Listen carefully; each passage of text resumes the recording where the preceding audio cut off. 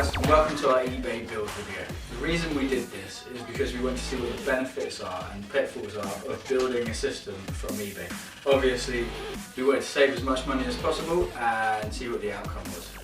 So we'll go over the parts and we'll tell you how much they cost, and at the end we'll tell you how much they would have cost if you purchased them brand new from any retailers or Amazon for instance.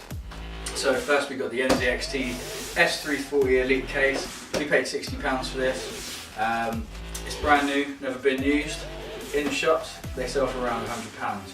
We got the ballistic 16GB of DDR4 RAM running at 2400 Hz. We paid £100 for that, and they're roughly £190 retail depending on where you shop. We got the Corsair Hero 6 ASUS motherboard. We paid £150 for that. They sell for around £230 here in the UK. We got the Ryzen 7 1800X CPU, and we paid £240 for this, and they're roughly £330 depending on where you buy it from.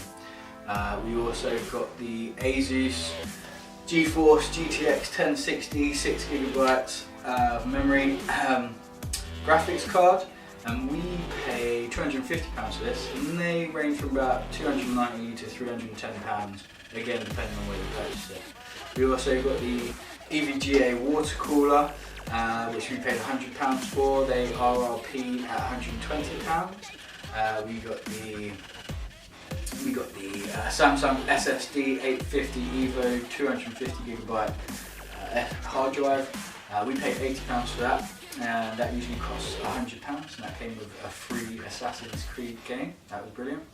And we also got the EVGA 750GQ Gold power supply, which is semi-modular, and we paid £70 for this. This usually retails at £90. Now that comes to a total of £1,050. We did price this up using Amazon, and that would have cost £1,450, so that's a saving of £400 straight away.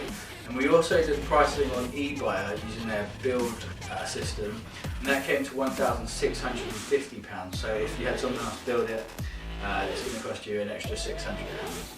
The pitfalls of buying this gear from eBay was, for instance, the Hero motherboard didn't come with the backplate. Now we have managed to obtain one. It is on its way, but obviously that was a pain. We had to find somewhere and get hold of one. The second problem with buying this gear is when we got shipped the Ryzen CPU, they put it in the packaging the wrong way, so one of the pins had got bent.